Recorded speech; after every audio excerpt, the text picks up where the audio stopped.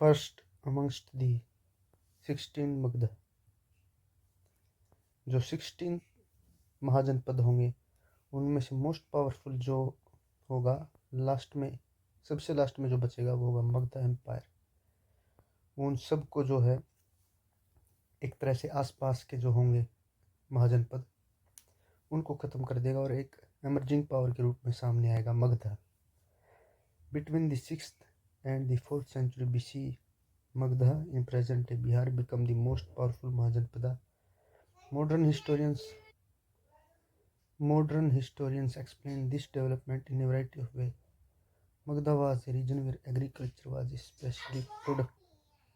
देखिए, जो मगधा जो उभर के आया इन सब में, सब महाजनपदों में, नॉर्थ इंडिया में, तो उसका रीज़न क्या था? तो यहाँ पर ये रीज़न बता रहा था कि यहाँ पर पूछा भी गया है, what are the different explanations offered by early writers and present day historians for the growth of Magdha power.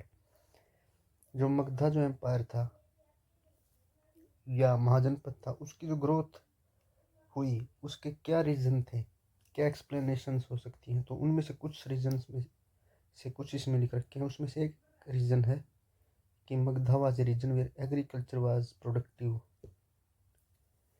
देखिए, जो ये रीजन है मगधा जिसमें सिचुएटेड है, मैप में देखते हैं एक बार। जो ये जो गंगा के जो रिवर्स के प्लेन्स हैं उसमें सिचुएटेड है, मतलब कि जो एलुविलियर जो सेडिमेंट्स जो रिवर के द्वारा लाए जाते हैं वो इस रीजन में है और वो बहुत प्रोडक्टिव होते हैं, इसलिए इसी रीजन में, रिवर के जो साइड में ये रीजन है, इस वजह से यहाँ पर जो है एग्रीकल्चर प्रोडक्शन जो है वो बहुत अच्छी है। ये फर्स्ट रीजन है। सेकंड देखते हैं, iron mines were accessible and provided resources for tools and weapons. जो आयरन माइंस हैं वो इस रीजन के पास में थी, मतलब कि झारखंड के वाले जो रीजन है या बिहार में, तो इन्होंने जो आयरन है वो आसानी से मिल जाता था और उससे वेपन्स बनाए जा सकते थे जो कि लड़ाइयों में काम आते थे। Elephants an important component of the army were found in forest in the region. जो एलिफेंट्स होते हैं वो भी आसानी से जो है वो इस रीजन में उपलब्ध थे, क्योंकि एलिफेंट्स का जो बड़े तौर पर जो फर्स्ट टाइम यूज़ है वो मगध एम्पायर के द्वारा ही किया गया था। Also, the Ganga and its tributaries provided a means of cheap and convenient communication. जो ट्रेड और कम्युनिकेशन के लिए जो है वो गंगा एंड इट्स ट्रिब्यूटरीज के द्वारा प्रोवाइड किया गया, मतलब कि इजीली रिवर्स के द्वारा दूसरे प्लेसेस पे जाया जा सकता था। अगर कोई संदेशा दूसरे एरिया में लेके जाना है वो भी इनके द्वारा फास्ट और एक चीप वे से ले जाया जा सकता था। However, early Buddhist and Jain writers who wrote about Magdha attributed its powers to policies of individuals. देखिए, जो मगधा है जो कि अपनी इतना राइज हुआ इसका, उसके लिए जो जैन राइटर्स और बुद्धिस्ट राइटर्स हैं उसके लिए वो जिम्मेवार ठहराते हैं कि जो पॉलिसीज़ थी उनके रूथलेसली एम्बिशियस किंग्स की, बिम्बिसार, अजातशत्रु एंड महापद्मानंद, जो ये किंग्स थे, इनको ये एक जो मेन रीज़न मानते हैं कि इनकी वजह से जो है मगधा का जो राइज है वो हुआ। The best known and their ministers who helped implement their policies. Ministers का भी रोल बताया गया है कि उन्होंने जो भी इनकी पॉलिसीज होती थी उनके इम्प्लीमेंटेशन में कैसे मदद की और किस तरह से एक मगधा को पावरफुल एम्पायर के रूप में इन्होंने खड़ा किया। देखिए, जैसे मगधा को फोकस में देखें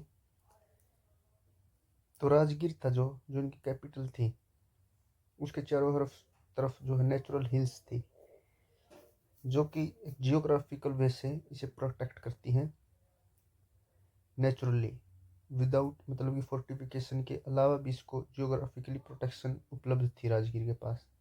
लेकिन मगधा में फिर कैपिटल शिफ्ट हुई पाटलिपुत्र में, तब जो पाटलिपुत्र है उसको चारों तरफ से जो रिवर्स है वो प्रोटेक्शन प्रोवाइड कराती थी। तो इनकी कैपिटल्स को जो प्रोटेक्शन प्रोवाइड हुई जियोग्राफिकली, वो भी एक रीज़न था कि जो मगधा की प्रोटेक्शन के लिए वो जिम्मेवार रहे। जियोग्राफिकल हम कह सकते हैं कि जियोग्राफी ने उनकी मदद की। और इसी तरह से मगधा एम्पायर के राइज में उनका जो जियोग्राफिक और इकोनॉमिकली जो ये चीज़ें हैं इन्होंने बहुत मदद की। Initially Rajagaha, the Prakrit name for present Rajgir in Bihar, was the capital of Magadha. हम ये मैंने बता चुका हूँ मैं पहले भी। Interestingly the old name means house of the kings. Rajagaha was a fortified settlement. देखिए फोर्टिफाइड जो ये सेटलमेंट थी ये फोर्टिफाइड थी, फोर्ट बना हुआ था इसके चारों तरफ, लोकेटेड अमंगस्ट हिल्स, हिल्स ने इसको घेर रखा था। Later in the 4th century BC the capital was shifted to Pataliputra. Capital shift कर दी गई। जो कैपिटल शिफ्ट की थी वो उदयन के द्वारा की गई थी, जो कि हरियंक जो डायनेस्टी का किंग था उसके द्वारा। आइडिया जो था वो अजातशत्रु का आइडिया था, लेकिन वो जीते जी शिफ्ट नहीं कर पाया कैपिटल को। फिर उदयन ने जो है कैपिटल शिफ्ट की पाटलिपुत्र में, present day Patna, commanding routes of communication along the Ganga. जो गंगा के रूट्स में ये सिचुएटेड था, जैसे कम्युनिकेशन इस वजह से बहुत इजी हो गई। Fortification wall at Rajgir, why were this wall built. देखिए क्वेश्चन पूछ रहा है एनसीईआरटी की, वॉल क्यों बनाई गई थी ये फोर्टिफिकेशन वॉल। तो आपको क्या लगता है क्यों बनाई गई होगी? देखिए मेनली प्रोटेक्शन के लिए। अगर कोई आर्मी अटैक कर देती है तो मेनली प्रोटेक्शन के लिए ये है जो फोर्ट्स या फोर्टिफिकेशन वॉल्स बनाई जाती हैं। तो one of the most important region तो इस इन वॉल्स का यही था कि ये जो सिटी है और उसके पीपल्स को उनको प्रोटेक्ट कर सके किसी भी अटैक के टाइम पे। An early empire. अब हमारा यहाँ से मेन टॉपिक स्टार्ट होगा जो कि है मौर्यन एम्पायर। लेकिन उससे पहले हम कुछ डायनेस्टी, यहाँ पर उन डायनेस्टीज का नाम नहीं दिया गया है जिसे ऊपर तो नाम आ चुका है। देखिए जैसे यहाँ पर बिम्बिसार, अजातशत्रु का जिक्र किया गया है, महापद्मानंद का जिक्र किया गया है। एक बार व्हाइट बोर्ड पर चलते हैं।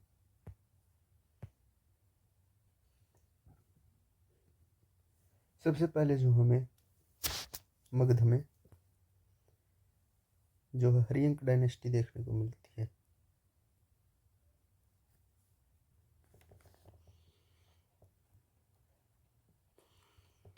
जिसके अंदर सबसे पहले बिम्बिसार जो इनका मेन किंग है वो आता है। फिर जो अजातशत्रु आता है जो कि मेन किंग्स हैं इस डायनेस्टी के। फिर उदयन आता है हरियंक डायनेस्टी के अंदर। इसके बाद जो है जो डायनेस्टी आती है वो शिशुनाग डायनेस्टी आती है। मगध जो महाजनपद की बात करें हम उसमें। इसके बाद जो है जो बहुत पावरफुल डायनेस्टी आती है नंदा डायनेस्टी। इसके अंदर महापद्मानंद और धनानंद जो है इम्पोर्टेंट किंग्स हुए।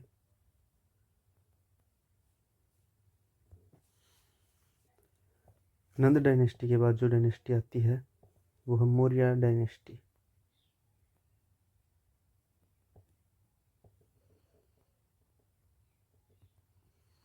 जिसके अंदर हम जो भी किंग हैं वो इसके अंदर हम पढ़ेंगे।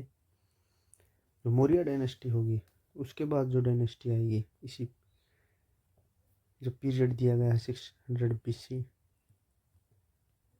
टू हम मान सकते हैं कि 100 BC के बीच में वो होगी सुंग डायनेस्टी। जिसके अंदर जो प्रोमिनेंट किंग होगा वो होगा पुष्यमित्र सुंग।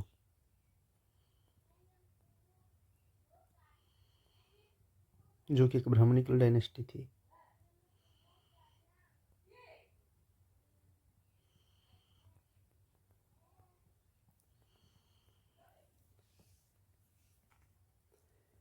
मौर्य एम्पायर से पहले ये जो भी डेवलपमेंट्स की हमने बात की, ये होगा 600 BC से 321 BC के बीच में ये सारी जो डेवलपमेंट है वो होंगी, हरिंक डायनेस्टी की, शिशुनाग डायनेस्टी की और नंद डायनेस्टी की।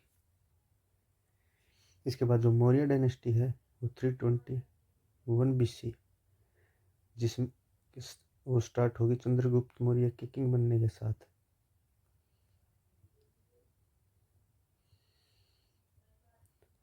जब वो थ्रोन पे उनका कोरोनेशन होगा तब 321 BC से जो मौर्य डायनेस्टी की स्टार्टिंग होती है।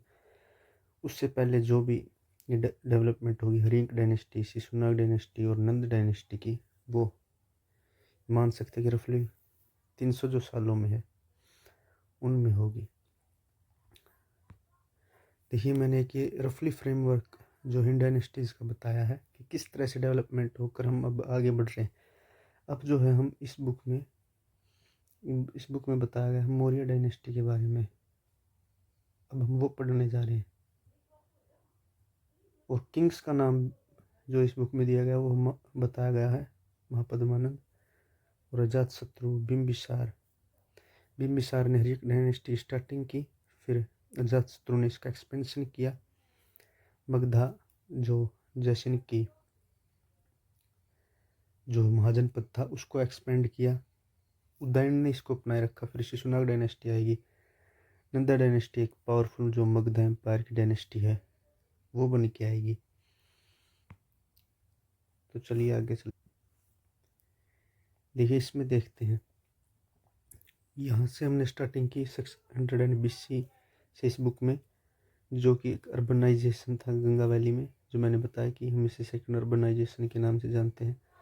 फिर महाजनपदास का डेवलपमेंट हुआ और इसी पीरियड में पंच मार्क्ड कॉइन्स आई। और पैडी ट्रांसप्लांटेशन की जो टेक्निक होती है पैडी कल्टीवेशन की, वो भी इसी पीरियड में उभर के आई, जिससे कि जो प्रोडक्शन इंक्रीज हुई।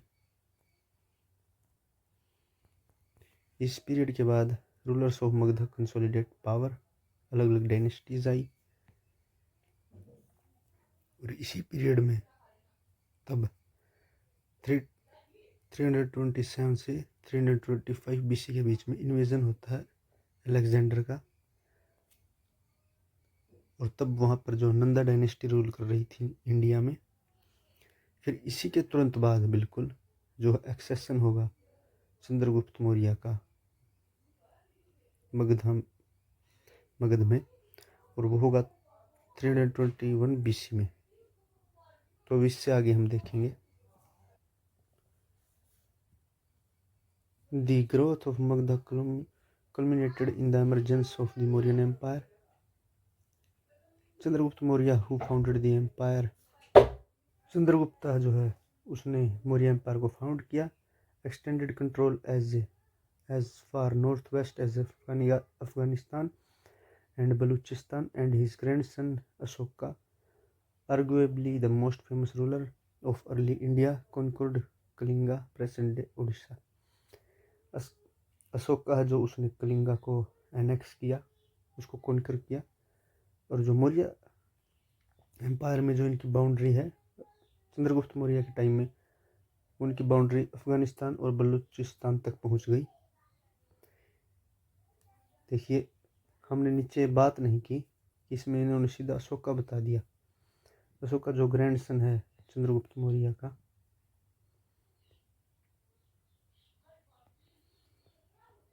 जो मौर्य डायनेस्टी है फर्स्ट हम चंद्रगुप्त देखेंगे, इसके बाद जो आता है वो आएगा बिंदुसार। फिर इसके बाद जो आएगा वो आएगा अशोका। अशोका के बाद जो है कुछ ज़्यादा ग्रेट पावरफुल रूलर्स नहीं आते हैं मौर्य डायनेस्टी में। इसके बाद जो स्मॉल जो किंग्स आएंगे उनमें से एक है दशरथ, वो आएगा। और जो लास्ट रूलर जो होगा मौर्य डायनेस्टी का होगा बृहद्रथ।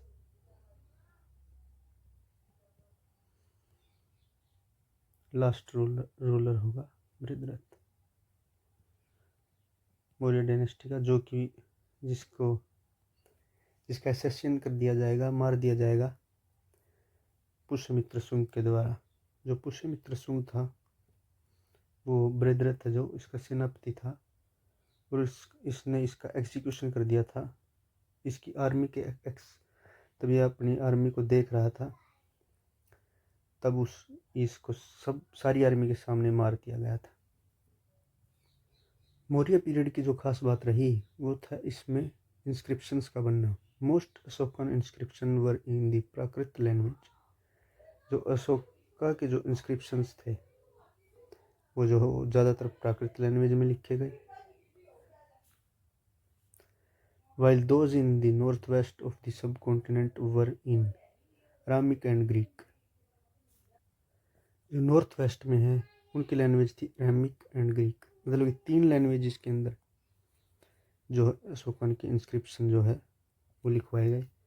मोस्ट प्राकृत जो इंस्क्रिप्शन है वो were written in the Brahmi script. वो ब्राह्मी स्क्रिप्ट के अंदर लिखे गए, जो ओल्डेस्ट स्क्रिप्ट है ये ब्राह्मी स्क्रिप्ट जो है। However, some in the northwest were written in खरस्वती। खरस्वती जो स्क्रिप्ट है वो भी यूज की गई। The Aramaic and the Greek scripts were used for the inscription in Afghanistan. जो इंस्क्रिप्शन जो भी अफगानिस्तान में लिखे गए उनमें जो अरामिक और ग्रीक स्क्रिप्ट्स यूज की गई हैं अफगानिस्तान में। मतलब कि अशोका के द्वारा जो है 4 स्क्रिप्ट्स यूज की गई, ब्राह्मी, खरस्वती, अरामिक एंड ग्रीक, और 3 लैंग्वेजेस यूज की गई, प्राकृत, ग्रीक एंड अरामिक।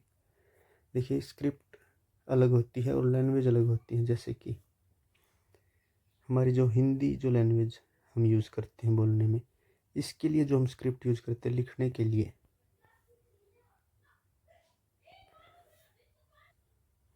वो देवनागरी स्क्रिप्ट यूज़ करते हैं। और जैसे हम इंग्लिश जो लैंग्वेज है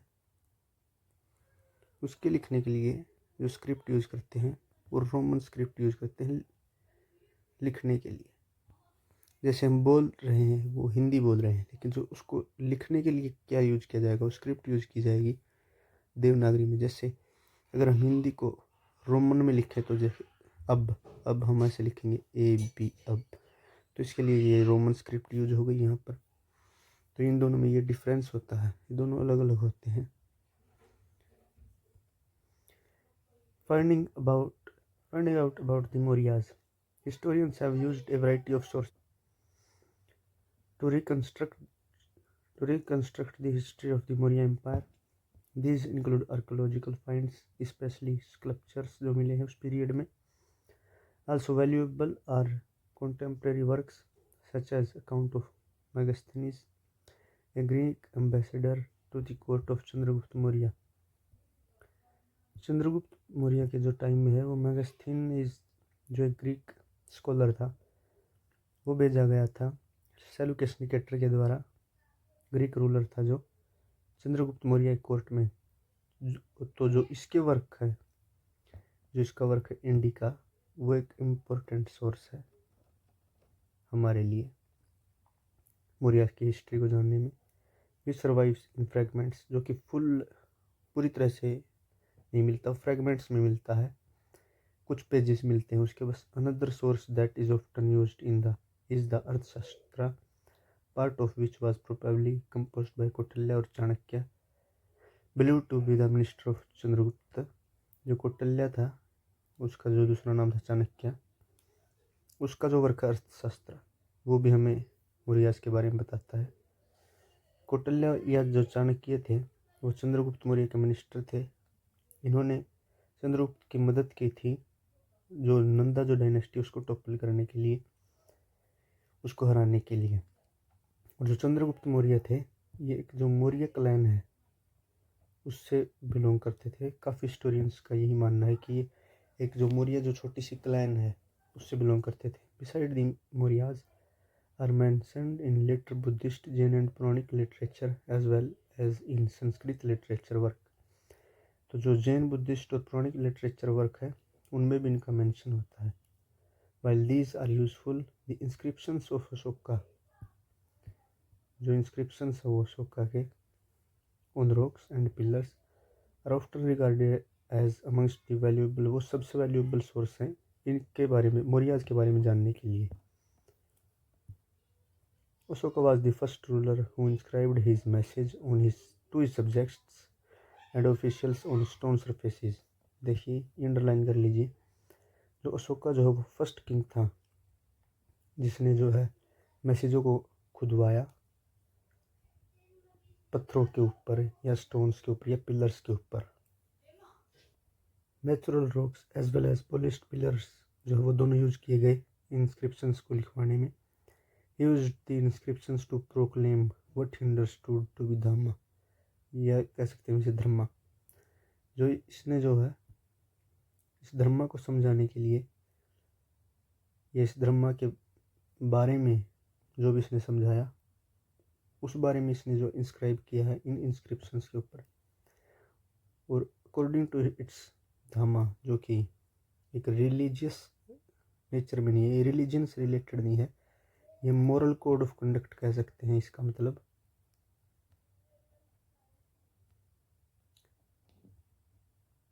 जो मोरली जो थिंग्स होती हैं उससे रिलेटेड है, जैसे कि रिस्पेक्ट करना एल्डर्स की। देखिए this include respect toward elders, generosity toward Brahmanas and those who renounced worldly life, जिन्होंने वर्ल्ड मतलब कि जो है जीवन त्याग दिया और जो है एक तरह से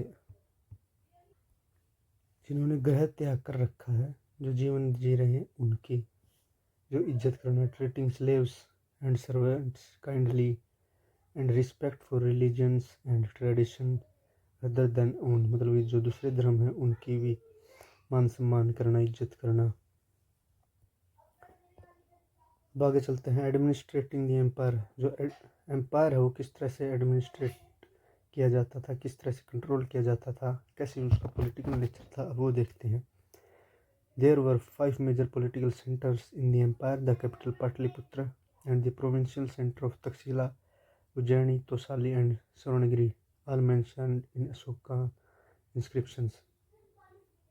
जो मौर्य एम्पायर है उसके देखिए पॉलिटिकल जो सेंटर्स थे वो 5 मेजर थे, और जो प्रोविंसेस थे उस एम्पायर के 4 प्रोविंसेस में डिवाइड था, और उन 4 प्रोविंसेस जो थे अलग अलग रीजन में थे। उनकी कैपिटल थी, जो साउथ है कर्नाटक वाले रीजन में उसकी कैपिटल थी स्वर्णगिरी। तोसाली जो कि उड़ीसा वाला रीजन है उसकी कैपिटल थी तोसाली। और जो प्रोविंस जो तक्षशिला में वेस्टर्न मोस्ट साइड उसकी कैपिटल है वो थी तक्षशिला। और जो सेंट्रल जो इंडिया कह सकते हैं उसकी जो कैपिटल थी उज्जैनी। ये जो 4 प्रोविंसेस में डिवाइड था एम्पायर, उनकी कैपिटल्स दी गई हैं, इनको भी याद रखिएगा। If we examine the content of these inscriptions we find virtually the same message engraved everywhere from the present day north west frontier province of Pakistan to Andhra Pradesh, Odisha and Uttarakhand in India. देखिए जो content है inscriptions का, चाहे वो आंध्र प्रदेश हो, उड़ीसा हो, उत्तराखंड हो या पाकिस्तान का जो प्रोविंस है वो हो, जो भी रॉक एडिक्ट्स के जो इंस्क्रिप्शंस हैं उनका जो कंटेंट है वो सेम मिलता है। रॉक एडिक्ट्स हैं जो उनका जो कंटेंट है वो सेम मिलता है सब जगह पर। फिर एनसीईआरटी में लिखा गया है कि could this vast empire have had a uniform administrative system.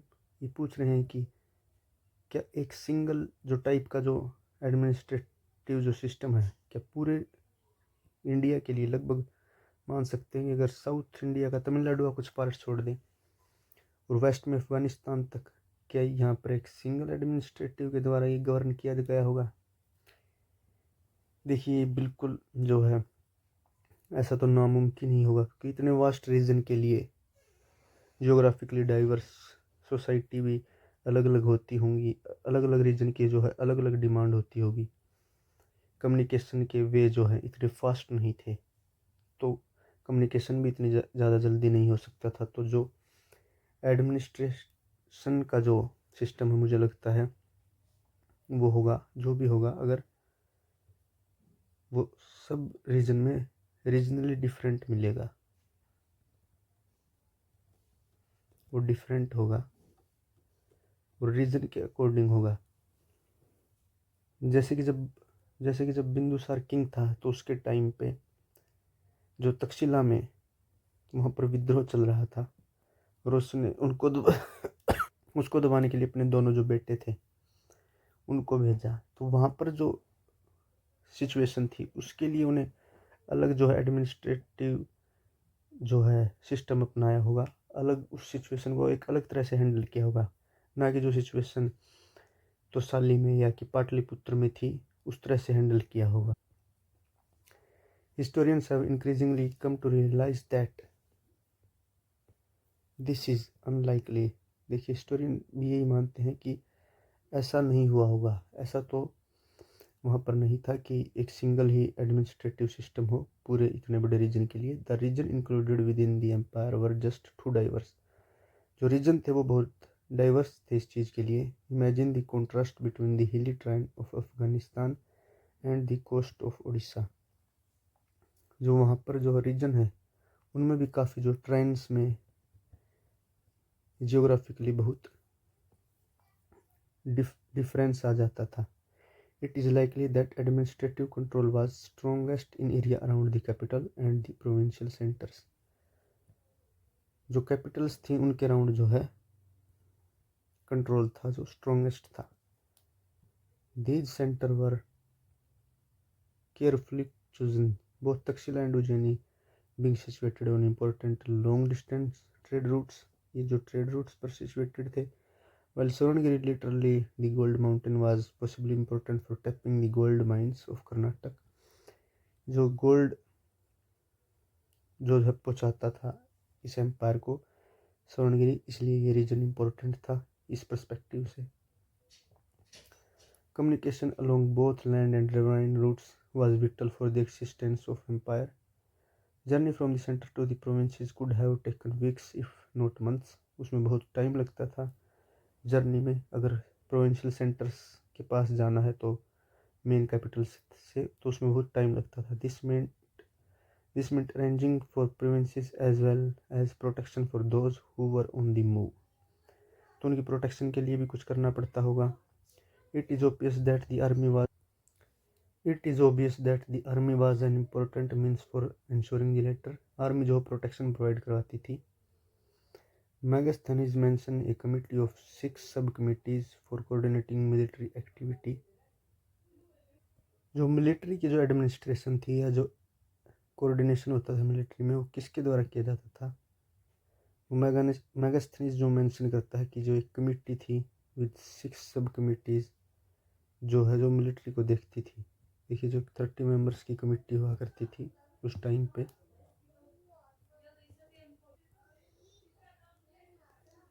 वो डिवाइडेड थी 6 जो है सब कमिटीज़ में।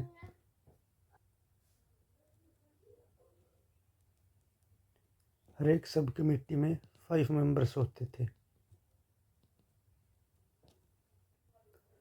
Of these, one looked after the navy, the second managed transport and provisions, third was responsible for foot soldiers, fourth for horses, fifth for chariots, and sixth for elephants। The activities of the second subcommittee were rather varied, ranging from block cart to carry equipment, procuring food for soldiers and fodder for animals, and recruiting servants and artisans to look after soldiers। हर एक committee का अलग अलग काम था। जैसे कि first जो committee थी वो नेवी को देखती थी, सेकंड ट्रांसपोर्ट एंड प्रोविजंस को, और जो सेकंड के जो काम थे वो बहुत मतलब वेरियस काम थे, एक काम में वो बंधी हुई नहीं थी। जैसे कि ब्लॉक कार्ट्स तो जो होती है उनको अरेंज करना, खाना खरीदना सोल्जर्स के लिए, एनिमल्स के लिए खरीदना, सर्वेंट्स जो होते हैं उनको रिक्रूट करना, और आर्टिशियंस की देखभाल करना। थर्ड जो है वो रिस्पॉन्सिबल थी for foot soldiers, fourth horses को अरेंज करती थी, और फिफ्थ जो थी वो कैरियोट्स रथों को अरेंज करती थी, सिक्स्थ एलिफेंट का ध्यान रखती थी। तो ये अलग अलग काम थे, मतलब कि वेल मेंटेन्ड आर्मी थी और वेल मेंटेन्ड जो है एडमिनिस्ट्रेशन थी आर्मी की मौर्य एम्पायर में। Ashok also tried to hold his empire together by propagating धम्मा। जो अशोका का जो धम्मा था, जैसे देखिए, वो सिर्फ पीस लविंग एक धम्मा नहीं था, वो बिल्कुल पैसिफिस्ट नहीं बना कि वो बिल्कुल ही युद्ध नहीं करेगा। उसने आर्मी जो है मेंटेन अपनी रखी, उसने प्रोपोगेट किया जो धम्मा, वो उसके एम्पायर को कंसोलिडेट करने के लिए, मजबूत करने के लिए भी एक तरह से उसने यूज़ किया। These principles of which, as we have seen, were simple and virtually universal applicable। जो भी अशोका ने प्रिंसिपल्स को फॉलो किया या लिखवाया, वो बिल्कुल सिंपल थे, आम लोगों को समझ में आ सकते थे, आम लोगों की भाषा में थे, और जो वर्चुअली मतलब हर किसी के ऊपर एप्लीकेबल हो सकते थे आसानी से। This according to him would ensure the wellbeing of people in the world and the next. इसके अकॉर्डिंग जो है लोगों की जो एक वेलबींग इंश्योर की जा सकती थी इस वर्ल्ड में और नेक्स्ट वर्ल्ड में। Special officers known as dhamma mahamantra were appointed to separate the message of dhamma. Ashoka ने जो है स्पेशल ऑफिसर्स भी अपॉइंट किए जो है धम्मा के प्रोपगेशन के लिए। वो थे धम्मा महामंत्रास, जो कि धम्मा को फैलाने के लिए अपॉइंट किए गए स्पेशल ऑफिसर्स। ये इंपॉर्टेंट पॉइंट हो जाता है, इसको नोट कर लीजिएगा, मार्क कर देता हूँ मैं इसको एक बार और, स्टार मार्किंग कर दी गई है। तो ये पैराग्राफ जो है ये तो हो गया हमारा। ऊपर एक चीज़ जो है वो छोड़ दी हमने, इसके बारे में, ये फोटो दे रखी है इसके बारे में। देखिए जो ये दी लायन कैपिटल है, जो कि हमारा नेशनल एम्बलम है, इंडिया का नेशनल एम्बलम। हमने इसको चूज़ किया गया है, जो कि सारनाथ में सिचुएटेड था। ये 4 लाइन जो पिलर है अशोका का, सारनाथ में सिचुएटेड था, और इसको हमने चूज़ किया गया। एक लाइन जो इसके पीछे है और 3 ये हैं जो 4 डायरेक्शंस में दहाड़ रहे हैं। नीचे एक चक्कर है, यहाँ एक बुल है, यहाँ एक हॉर्स है, इसी तरह से 2 एनिमल्स पीछे की ओर हैं। देखिए इसके पीछे जो है अशोका के बनवाने का एक जो है गहरा रीज़न और तर्क कह सकते हैं हम, एक तरह से एक निशान के रूप में काम करता है। ये जो है ये धर्मा चक्र परिवर्तन को दिखा रहा है बुद्धा के।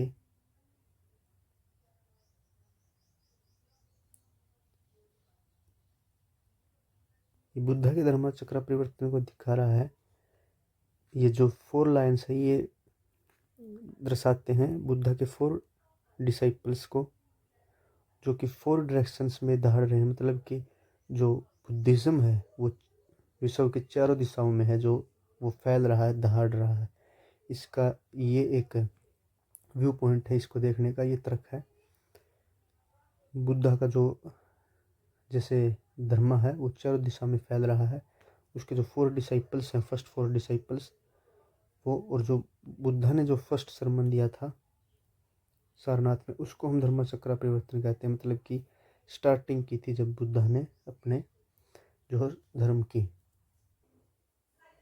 बुद्धा के जो पिलर्स हैं, पिलर इंस्क्रिप्शंस में मेजर रॉक एडिक्ट्स और माइनर रॉक एडिक्ट्स जो इसमें दे रखे हैं, चलिए एक बार इनको करते हैं। जो अशोका के जो मेजर रॉक एडिक्ट्स थे उनको देखते हैं कहाँ कहाँ पर सिचुएटेड है इंडिया में।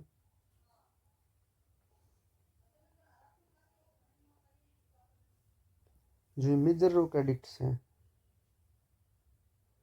इनके ऊपर जो है अपना जो फिलोसफिकल जो या मैसेजेस जो लिखवाए अशोका ने वो इन पर बताए गए हैं। जो फर्स्ट जो मेजर रॉक एडिक्ट है वो मनसेरा के अंदर है। सेकंड जो है और शाहबाजगढ़ी में। ये नंबरिंग नहीं है इनके ऊपर, ये मैं आपको बस वैसे काउंट करने के लिए बता रहा हूँ कि ये कहाँ कहाँ सिचुएटेड है। ये दोनों जो प्लेसेस हैं ये फ़िलहाल पाकिस्तान के अंदर हैं। थर्ड जो है वो गांधार का इंस्क्रिप्शन,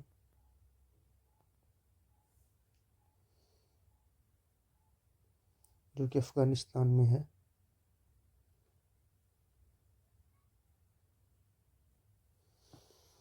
उसके बाद जो इंस्क्रिप्शन है वो गिरनार का इंस्क्रिप्शन, मिजोरो का डिक्ट जो है, जो कि गुजरात में सिचुएटेड है। इन लोकेशंस के बारे में पूछ सकता है कि मैच कीजिए या कौन सी लोकेशन बड़ी सिचुएटेड है एग्ज़ाम्स में, तो इसलिए ये हम कर रहे हैं। जो यारागुड्डी का इंस्क्रिप्शन है साउथर्न मोस्ट, वो आंध्र प्रदेश में है।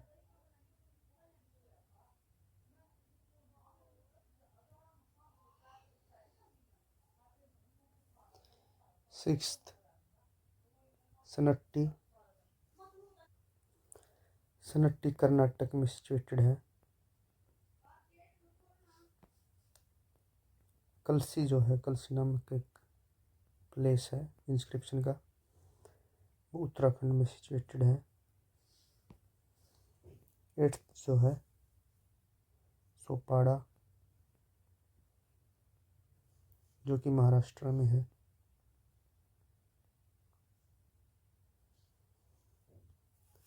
नाइन्थ जो है वो धौली है, धौली रोका डिक्ट, जो कि उड़ीसा में है। जो 10th है वो जागौड़ा रोका डिक्ट, वो भी उड़ीसा में सिचुएटेड है। तो ये जो मेजर रोका डिक्ट्स हैं, कोई एक दो देखिए रह गया होगा तो पता नहीं, लेकिन जो मेजरली है वो 10 ये मेजर रोक एडिक्ट्स हैं। मैप में भी यही दे रखे हैं। इनको एक बार मैं मैप पर भी दिखा देता हूँ आपको।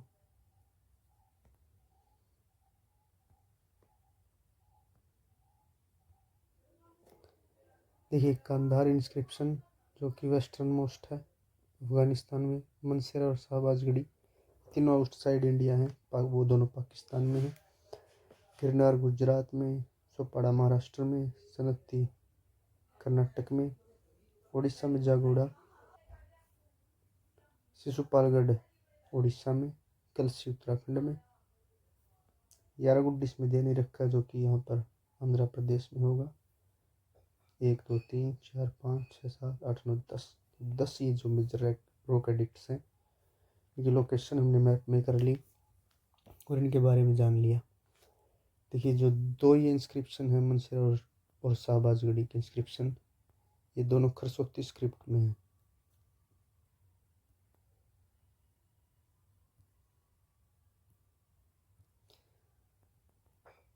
खरसोती स्क्रिप्ट में है ये दोनों। और जो कांधार का इंस्क्रिप्शन ये वेस्टर्न मोस्ट है, ये याद रखिएगा। 2 पॉइंट यहाँ पर। और जो मेजरली जो और इंस्क्रिप्शन है इंडिया के अंदर, ये मेजर और एडिक्ट्स जो भी हमने किए, वो प्राकृत लैंग्वेज और ब्राह्मी स्क्रिप्ट में है। नेक्स्ट जो पार्ट होगा वीडियो का, उसमें हम जो है पिलर इंस्क्रिप्शंस हैं मेन मेन जगहों पर मैप में, उनको देख लेंगे एक बार, वो कहाँ कहाँ सिचुएटेड है। तो आज के लिए इस वीडियो में इतना ही। Thank you. अगर वीडियो पसंद आए तो लाइक और सब्सक्राइब कीजिएगा। Thank you.